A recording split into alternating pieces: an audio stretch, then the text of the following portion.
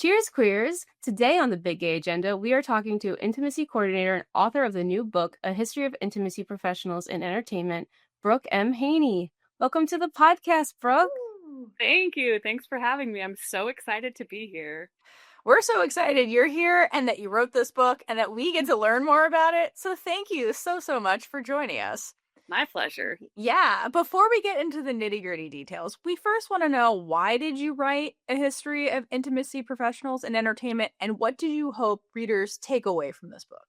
Ooh, great question. Well, my first book I wrote was about specialties in the industry.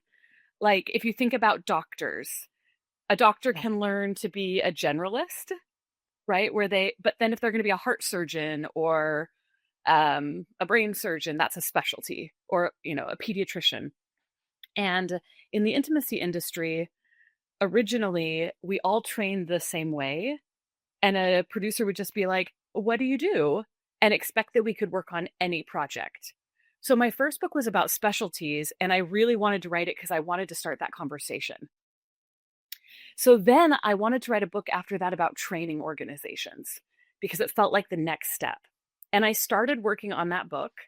And in interviewing people for that book, I realized that the training organizations were changing so quickly that I couldn't possibly write a book that would be still valid by the time it was published. But I had a deadline. I already had a contract. So my editor was like, "What can you write?" And so I took a weekend and just wrote for a week and was like, what is the other book that doesn't exist that I want to hear, that I would want to read? And I was like, you know what? No one's written anything about how we came to be. And so that'll be a fun book to write. And I didn't think through the fact that I'm not a historian before I started writing that book, but it was a joy to write, and I'm glad I got to do it. I mean, historians have to start somewhere, right? Right? I don't know what goes into being a historian, but Totally. And honestly, it's not like it has to be the only history book. That's why it's a history, not the history, right? yeah, I loved your explanation in the book for that because, yeah, you don't want to Right. Yeah. forget anything or anything. So it is a history, and I love Yeah. that. While reading, I noticed that there was sections at the end of each chapter, questions to consider. So what inspired you to include that, and what do you hope readers will use that as throughout the book? I think it's twofold. One, Routledge, the publisher, does a lot of academic books. So if this were a textbook for a class, it allows the teacher to already have reflective questions. And I'm calling her my wifance right now. We got married last Saturday in Seattle, but we're getting married again in New York. So we're like half married. Um, but she's a special education teacher for many years, and she helped me write those questions. Oh, Um, nice. totally. And I just feel like a book should be a conversation. I love the theater, and theater is always a conversation with the audience. So how can the book not just be me saying what I have learned, but inviting more thought? And particularly since I don't think there's one history or one right way to talk about this, it gives the opportunity for someone to think about what would their version be. I really love that because the questions were very thought provoking. I was like, Mm. what would I think about that? Like, Oh, awesome. what are the three things I would consider to be important to include for consent and all that? Like, Awesome. they were very helpful. And like in the first chapter where I talk about some cultures that contributed to the intimacy industry, like sex workers, Black women, queer sex parties, like those aren't the only three, right? They're the three I chose to write about, but people could talk about indigenous cultures or um, I don't, so many things. So it feels like an opportunity to take it a little further. Yeah, no, I totally agree. It's like a jumping off point, if you Yeah, will. yeah. So you mentioned multiple times throughout the book that you are bound to have missed people or learned even more between the time you wrote this and the time it's released. Is there anything you want to talk about that wasn't able to make it in the final edit? Oh, that's such a good question. Man, I did miss so many people. Um, it's just not possible to write about everyone. Uh, and the book ends, spoiler, with us voting to unionize with SAG-AFTRA. And we, in fact, did vote that 100% of our votes were yes. And we are about to enter the negotiation period. And I'm really excited about that and so grateful to all the people who, I mean, it's been years in the making. And I'm just so excited about where that's going. So that's a thing that's happened since. Um, and the person that's coming to mind right now is a woman named Ma'am who has been doing this work forever. And she is in a small town. Oh man, not a small town, but like not New York or LA. I think she's in Arizona and just like killing it, working on all kinds of stuff. Sorry, ma'am, if I got your location wrong. So yeah, I think there's so many people. I can't even think of one really good example, but I think those two are the things that I'm thinking of right now. Perfect. Well, just another reason to write another book, right? Yeah. Yeah. Do you have plans to write another one? I do. I have a book in the works. It doesn't have its publisher yet. My agent and I are working on that, and it's a much more popular book, much less industry focused. So I'm excited. Intriguing. Yeah, right? Very intrigued. I'm intrigued. Well, that's the most important part. It is. I mean, that is the fun part about writing a book is you get to like talk to cool people and like research a cool subject. It's like the best. Yeah. How many interviews did you do for this book? Oh boy. Because I know you've included like some of them, but yeah, no, I would say like less than 100, but more than 50. Wow. That's a lot. Yeah. It's so interesting. As people who interview, like we know that's a lot. Yeah, So, it's a lot. And I transcribe them, right?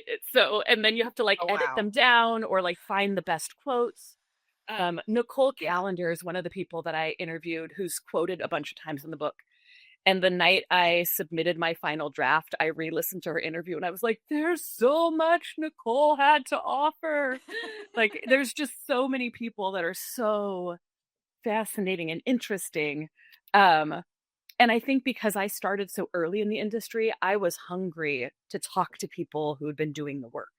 I didn't have a training program or a cohort, so I didn't get to have like a group I came up with.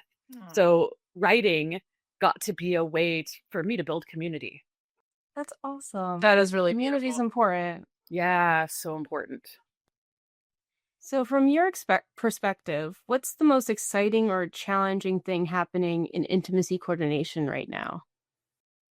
I think the most exciting thing that's happening is we've been around long enough that directors and producers are starting to see the artistic side of it more than just the safety side of it. Like, absolutely, it is rooted in consent and boundaries and advocacy, and that has to be there. And it's really a choreography position.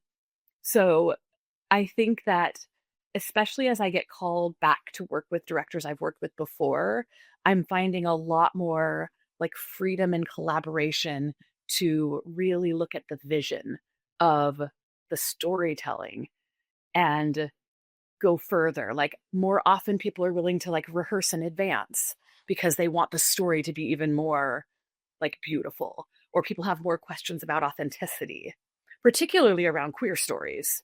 Right? Like, if we look at queer stories in media, the intimacy 20 years ago, very little existed, first of all, but often it was straight. It looked straight, you know, like, I don't need to see this much of this. If you're listening, I have like my hands parallel, right? Like, queer sex often happens in perpendicular shapes. And I think that that's partly the most exciting thing, is getting even more people who are excited about the art part of the job.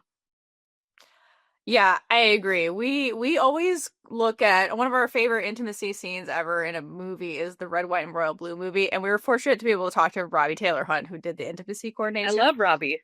He's the best. Yes. But it's like the authenticity of it, like definitely something we talked about with him, and you're right, it does translate into like artistic, like not just from the people doing it, but from like the audience members who are like you really can tell the difference, and especially when like somebody like really does put the time and effort into it, like everybody involved, like you're saying, and that evolution is really important. And I agree. I think that is really exciting. Yeah. And Robbie was such a great choice for that film Yes. because he wrote his thesis on gay male sex. Mm-hmm. He is like an expert. Like I talk all the time about like being queer can be your identity. That doesn't necessarily make you the best person to tell a queer story Yes. because you have to go beyond just identity. I mean, you can be queer without even any experience, right? We don't have to prove our queerness. And then beyond that, like even experience doesn't mean you've studied the storytelling. So to really be a great storyteller, you need to also study the storytelling of queer intimacy, which Robbie's done. In fact, Robbie was one of the writers in my book on specialties. He wrote the gay male section. I wrote Femme for Femme, and then Raja Benz and Leo Mock wrote the T for T section. Nice. And yeah, oh man, Robbie's the best. Oh, he's lovely. Yeah, hearing a little bit about your first book and your new book, I'm like, I really want to read your first book now. Awesome. I love that. Okay. So switch to like kind of like the more technical aspect of Sure. intimacy coordination. When guiding actors through intimate scenes, what's your process for breaking down the choreography in a way that feels clear, safe, and collaborative? Well, first I meet with the director and I find out like what's the director's vision for the story that we're about to tell. And then I meet individually with the actors and we talk about the vision. And I believe around agency, the more information you have, the better. So um I always try and give as much information as possible. So like what the shot's going to be. For example, like right now, I am in this like kind of a mid shot where it's like from my chest to my head, side to side. But if it's like an extreme close up, that's going to be very different, right? And Yeah. often actors want to know, particularly if it's nudity, what's the shot? Is this a wide shot? Is this really close up? Does the camera move up my body? So giving actors that kind of information helps them to make informed decisions about their boundaries. And then once we have all the boundaries established, and of course boundaries can change moment to moment, day to day, then's the fun part. So we get together and we start to choreograph it. And it can go a few different ways. Sometimes a director is like, I have a really clear idea of what I want. Let's communicate this to the actors and let's make sure that they do it. Sometimes a director is like, I really want the actors to help inform the choreography. They know their characters the best. And in those cases, I might be there to help watch on monitor and be like, oh, great. I see what your instincts are saying. Shift your body just a little bit this way, and it's going to tell the story a little bit better. Or we're going to get a better angle. Mm-hmm. Or if it's, potentially, let's say it's a straight actor and a queer actor telling a story, I might have conversations with the straight actor about queer sex in advance, like a dramaturg would, to give them a sense of like, what would this character have experienced in their lifetime up to this point, and how might that inform the choreography that we're doing? It's always going to be about the character. We're not just going to sit and talk about sex, but like, right, it's still a job. But if there's information that's helpful to know, I mean, it could be with a queer actor also, right? Not every actor has had the experience that their character has had. I think that particularly comes into play when working with BDSM and kink, right? We talk about like, why is there this power dynamic, or why are they choosing this implement? So yeah, I think that's the really fun part. And then sometimes it's that the director and the actors don't want a lot of involvement and they just want me to choreograph it, in which case then it gets really technical. It's like, okay, put your right hand on their left hip, put your left hand behind their neck, pull them in. Actor that's being pulled in, lead with your heart, and like put your head to the side. Like it gets really technical. And that's the fun part. You've talked about in your book not demonstrating on actors. Have you ever had struggles with like trying to communicate exactly how you see something or like how they should portray something without demonstrating? Yeah, I don't demonstrate on the actors because it feels like it like breaks up the power dynamic. If I am asking them for their boundaries, but then I'm also interacting with them, it doesn't feel like it gives them as much agency. But I'll often demonstrate on myself or an assistant. There are ICs that believe you should not demonstrate at all. And I actually like vehemently disagree with that, because that to me is a very ableist way of thinking, because people learn differently. Yeah. And a lot of people do need a visual. So like what I just said of the like, if I hadn't demonstrated at all, like right hand on left thigh, left hand behind neck, like some people like left and right are hard, So, right. Yeah. So, I have issues. so I actually think demonstrating is helpful. And the best is when I can have a second intimacy coordinator or an assistant and we can like demonstrate on each other. Stunt coordinators do that all the time. Worst case, I might ask the director if I can work with the director to show them something if it's been tricky. But yeah, I just don't touch the actors. It seems like a very good system. It's working so far. Yeah, no. Yeah. It makes sense. I love that like sometimes the director might have to do it because like if they're not comfortable doing like being demonstrated on, then it shows them like what the actors are having to go through too. Absolutely. And you know what? They get to have boundaries too, but I've never had a director up till now that's been like, oh, no. Because we're not usually demonstrating the whole thing. Though I did have an experience in Birder to talk about. And I interviewed the director and the lead actor in my other book, and the writer, where there was a scene that was a group sex scene, 3 men having sex on a beach. And in the scene, 2 of them die. And, God. God. And so there's a bit of a stunt in it. And the day we were shooting, we were losing light. We were shooting at sundown. And luckily, Leo Mock, who I've already mentioned, was the assistant intimacy coordinator on that shoot. And Sarah Walsh was our medic who had also done some intimacy training. And so I knew that like these actors, a demonstration would be helpful because we had so little time. So the 3 of us rehearsed together and we showed it to the actors really quickly before we went in to rehearse with them. And it was very effective. Nice. So then it was the medic, but it was a medic with intimacy training who was willing to step in. Oh, wow. That's insane. That's really cool to hear about. So you've referenced universal design in your conversation with Tanya.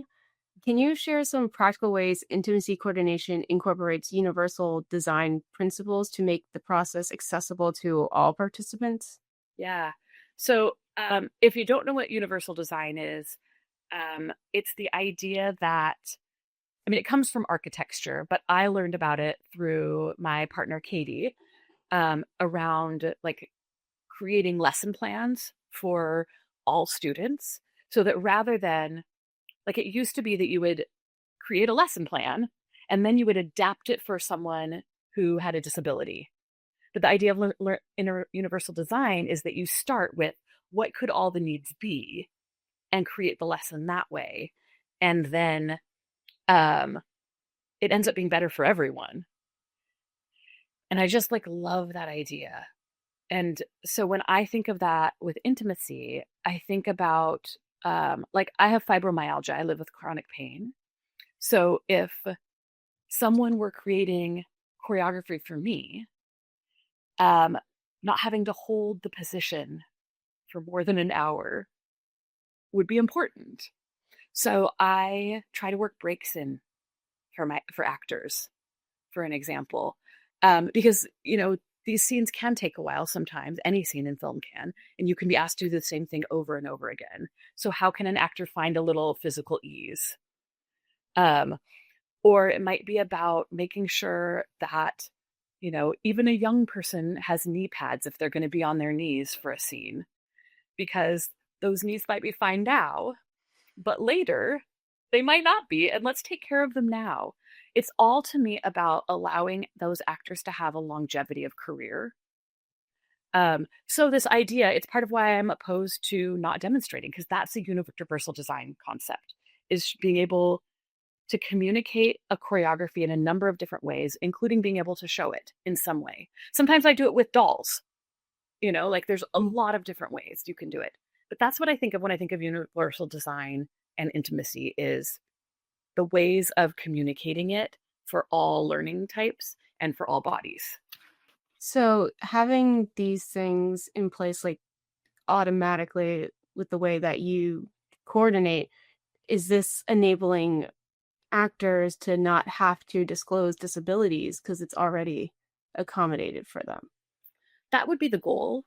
I don't ever ask for disclosures from actors. I'll ask, is there anything you need me to know? And that could be anything. But I can't promise that everything I choreograph is perfectly universally designed. An actor may need to advocate for themselves, but that is the goal, that you don't have to. Now I don't sign, I know a little bit of ASL and I love ASL. It's not universally designed to that extent. If I were working with a deaf actor, and I have, I would sign what I'm doing, but I would also ask for a sign interpreter. Whereas if I were working with two hearing actors, I wouldn't bring in an interpreter just to make it universal design. That makes sense. Yeah. Yeah, no, it definitely does. So, have you seen any creative solutions emerge from unexpected collaborations with other departments, like costume, lighting, I guess medic? That example. Medic for sure. Yeah. Oh yeah. Totally. I was working on a really difficult scene in a film recently. And the DP, the director of photography, is often your best friend or one of the camera operators. Mm-hmm. And in this particular film, the director of photography was also a camera operator, or the camera operator. And we were doing a very difficult scene to mask. And when I say mask, I mean, we can't show a body part, but we want the audience to believe that maybe they've seen it or imagine that it's naked if it isn't. Mm-hmm. And the way that this scene worked, it made it very difficult to mask. And I'm always looking for things in the room. And the director of photography, there was this swivel chair in the corner, and he just pulled it was on wheels. He just pulled it over and angled it, and all of a sudden it was masking part of what we needed it to mask. And then I moved it a different angle, and all of a sudden it was masking everything we needed it to mask. So moments like that are so great. Yeah. I love that. Movie magic at its finest. Movie magic at its finest. Mm-hmm. Such a unique way to just figure something out. Mm-hmm. So for those entering intimacy coordination, aspiring intimacy coordinators, what's something about the day-to-day reality of intimacy coordination that you wish more people understood or prepared for? I think if you want to do it in film and TV, then being a PA or working on a set in some way is really helpful. I had only been an actor, and I would say if I could go back, I would have chosen to be a PA for a year, because you really need to understand how all the departments work together. And I think that can be the trickiest thing. If ICs come in and we only know our department or the acting side of things, that's really good for the minutia of our job, but it's not great for making all the other departments' jobs easier, which should be part of our goal. So I would say that. And then I would say it's good to know that it's a lot of paperwork. Like even when I'm on set, I'm taking copious notes, like time-stamped notes. Like at this moment, I asked actor this question, actor responded with this. And so I think that's useful to know. Like it is fun choreography. It is about like active listening and boundaries, and it's about being detail oriented. What's the purpose of doing like the timestamp and notes like that? I have never had this come up, but if, let's say, an actor's boundary was crossed and something needed to go to HR or to court, then, I don't have to depend on my memory of what happened. I have a record. Mm-hmm. Smart. That makes complete sense. Mm-hmm. Yeah. It also keeps me accountable because, in my notes, I have like certain things that I want to make sure that I've done. And, if I'm writing my response and I'm like, that wasn't adequate, it tells me I need to do more. So in a way, you're like a historian at work. See, you did start somewhere. Yeah. Perfect. Okay. In your experience, how does the approach to intimacy coordination shift when working with queer narratives? And what should intimacy coordinators be mindful of, like in that scenario? Yeah. Love this question. Love it. Love That's why we're here.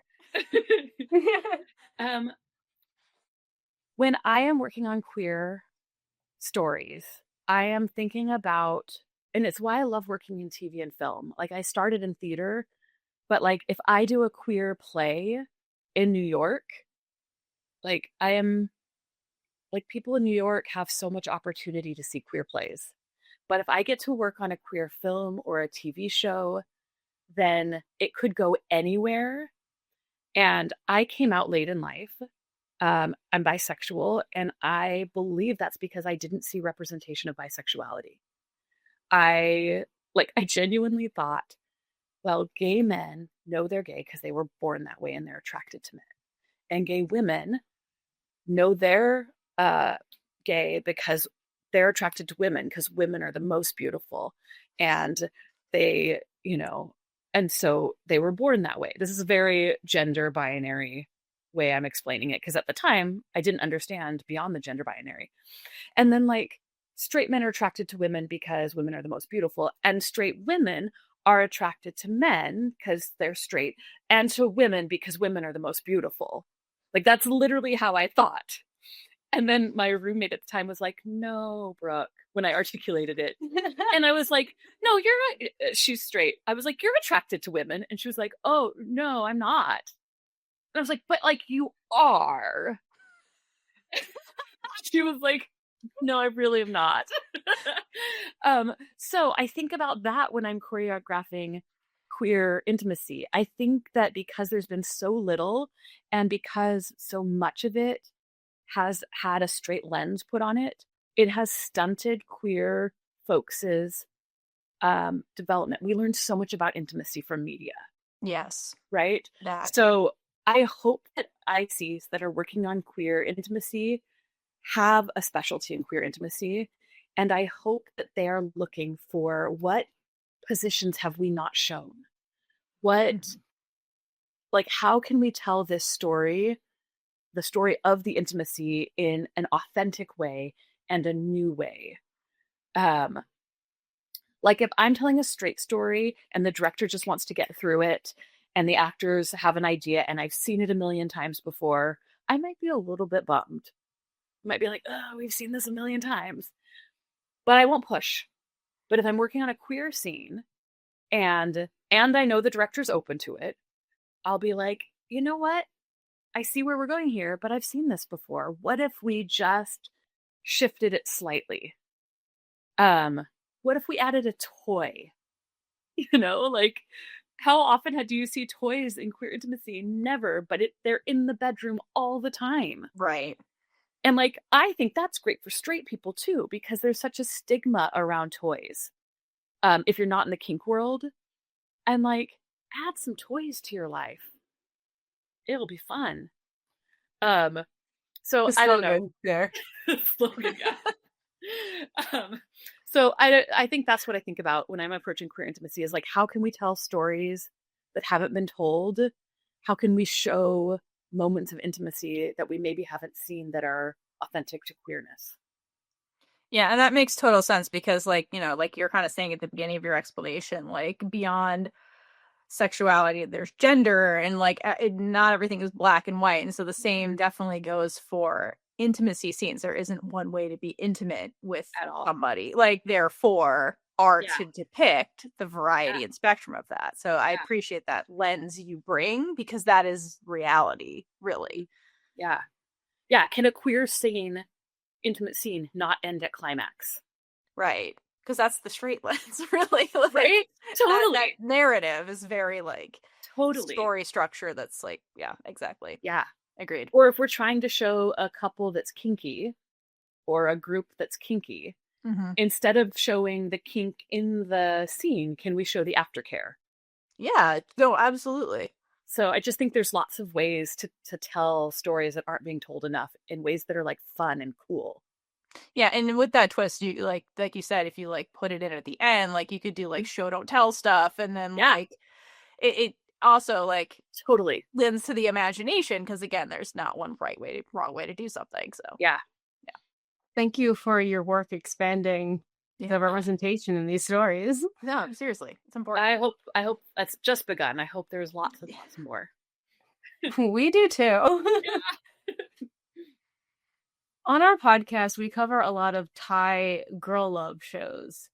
And we always comment that we hope that there's someone there making sure that the actors are safe and they're okay, their boundaries aren't being crossed, and that they're being listened to. Because we only know, like, in America, in the US, what intimacy coordinators do. We don't even know if there are intimacy coordinators over there. So we were very excited to see that you had an interview with Thai intimacy coordinator Rami. I hope I said that name correctly. You did. And Rami offered a fascinating look at how intimacy coordination is evolving in Thailand. From your research and conversations, what are the biggest differences or challenges for international productions, particularly for queer media, even? Oh boy. I mean, I think the biggest difference that I noticed in talking with people in different countries is different countries' definitions of consent. And I think that's the biggest risk of an American intimacy coordinator going into another country and just bringing the way that we work. That if consent isn't handled or understood in the same way, then it's like we're like colonizing their film industry. Right. So I would say that's the biggest thing. Like in the Philippines, in Tagalog, there's not a word for consent. So even to that extent, or in Japan, people tend to not say yes or no.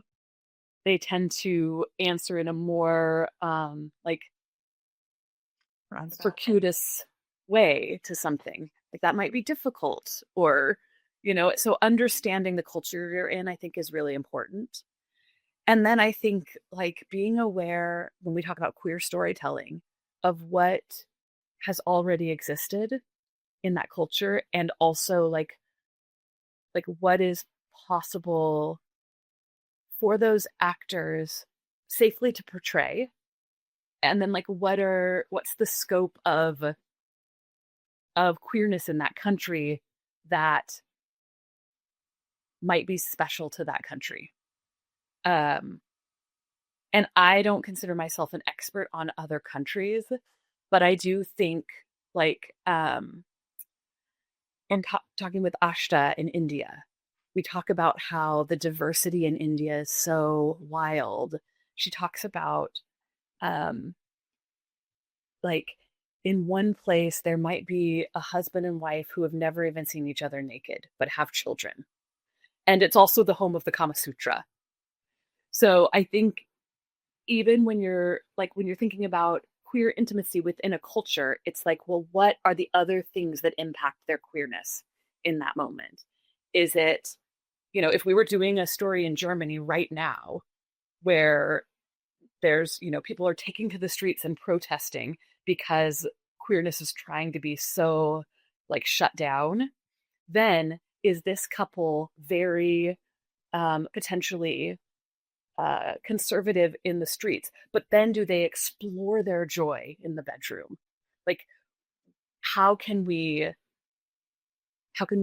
tell stories within that, within a culture? Yeah, I think that's really valid because like we've primarily been watching Thai media, and in Thailand they just legally like gay marriage just became legal, and even like within the past couple of years, like the intimacy storytelling has shifted because of that. Because like you're saying, like the context of like the time period, the culture, their characters' life experiences will impact their persona in the world and then behind closed doors. So I appreciate that you said that. I think that is something we forget about because we get lost in the story, but like context matters. And context matters. Yeah. Okay, so going along the lines of the international stuff, did you come across any practices from international film or theater industries that you think could benefit like Hollywood or vice versa? Yes. In so many places. I think Thailand and the Philippines are two of them, but also in Mexico, they start with like intimacy rehearsals. So they call it an intimacy coach, which we wouldn't call it that here in the States, because an intimacy coach here in the States is someone who actually coaches partners in their actual bedrooms.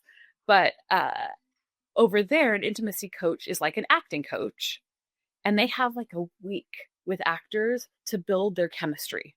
Oh, that's nice. And so they might be rehearsing specific scenes, but they also might just be rehearsing chemistry. So if we're talking about a queer couple, for example, I can't say where this was, but I worked with a queer couple on a network show. And by the time I worked with them, they had never been blocked to even sit next to each other. Wow. And that was like wild, like, oh, wow, right?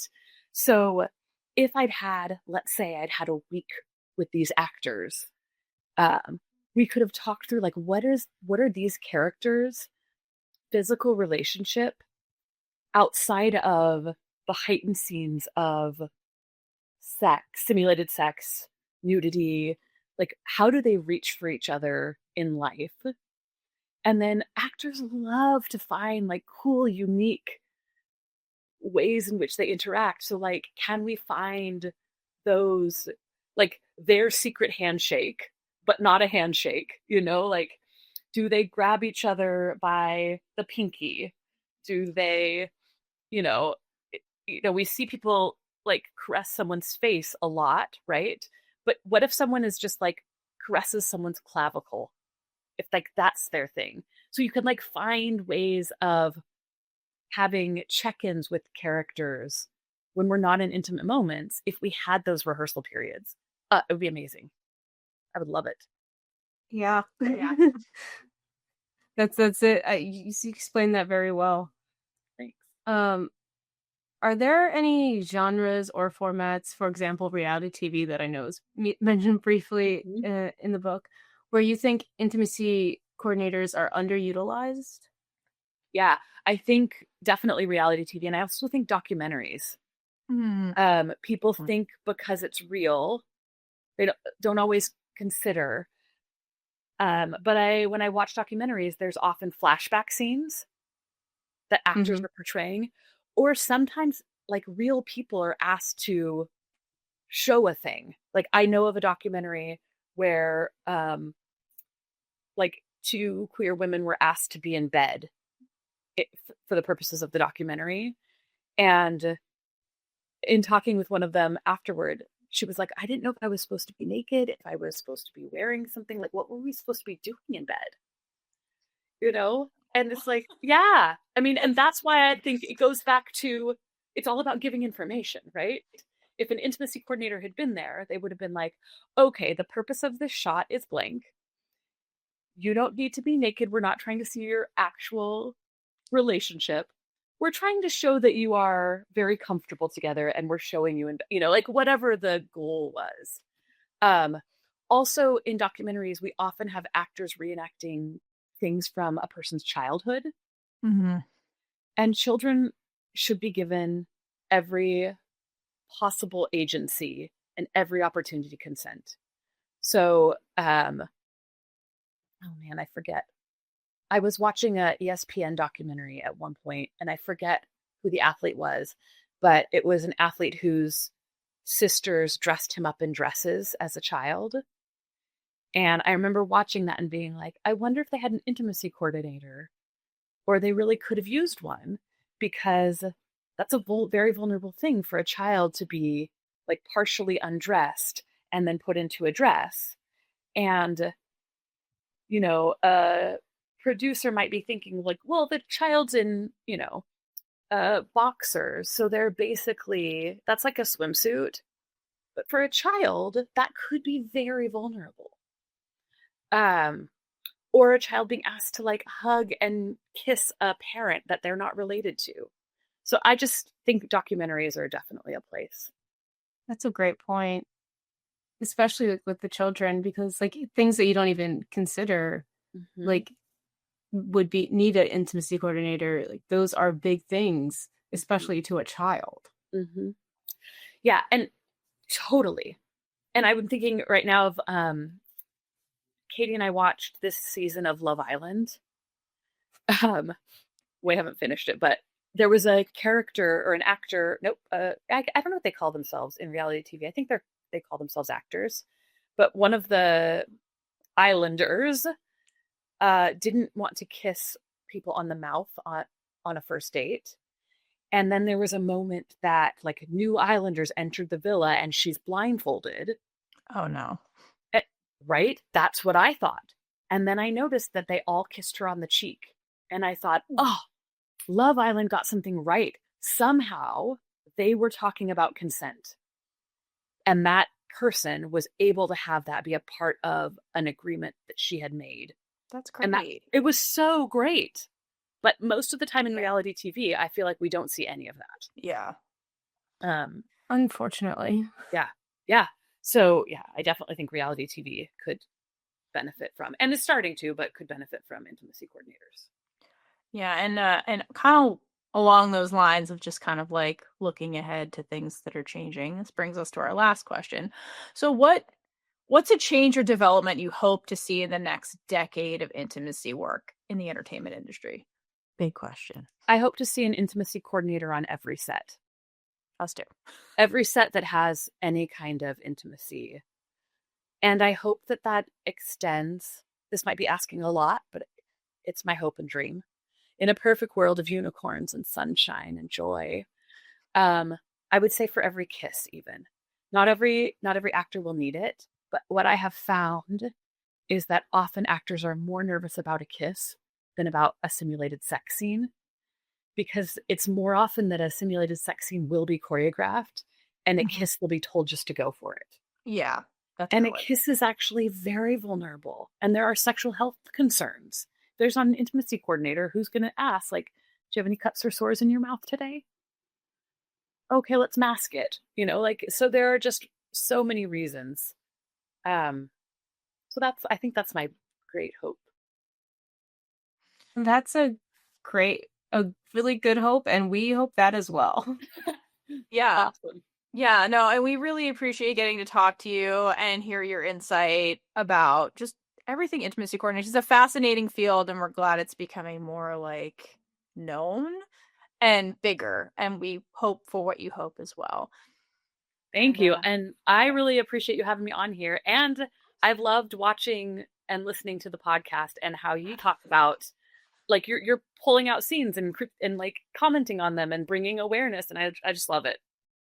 No, thank you. Like, we make it a point, and this was really a big kudos to Caitlin. Make it a point to point out constantly, you see the actors, but they're one group of people who made this body of work. And so thank you for being part of the behind the scenes work that makes the art so special. And we really, really appreciate that. And thank you for coming here, letting us read your book and sharing insight to our audience. for those at home, please pick up a copy of this book and read it. It's really, really good. If you like this podcast, you would like the book. Just throwing that out there. I appreciate that. Yeah. And thanks for reading it so thoroughly. You had such great questions. It was really fun. I read it in 4 days. Yes. That's awesome. It was great. I also just love learning about intimacy coordination in general because we learned about intimacy coordinators through doing the podcast and looking on IMDb. I forget which one. Like it might have been Red, White, and Royal. It was A League of Their Own, I think, was the first. A League of Their Own. And then Robbie, we got our interview with Robbie shortly after. Chelsea Pace was the IC on A League of Their Own. Yeah, it's like we had an interview. It's just like the timing never panned out because we were talking to her, but it was because there's a lot of different types of intimacy in that show, so we really wanted to pick her brain, but just she's amazing. She and I work on a team together. Nice. So we've done we do Elsbeth together. We did Harlem, The Best Man. Harlem. Yeah, there's some good queer intimacy in Harlem. There is. Yeah. All right. Well, we literally could talk to you about this all day, but well, again, thank you for your time. We appreciate it. Yeah. And everybody out there, until next time, hydrate for lesbian Jesus. And gay it up all over the place. Bye. Bye. And with that, we've been Big Gay Energy. If you like this episode, check out all our other episodes right here on YouTube. Please leave a comment below, and subscribe for more amazing super gay content.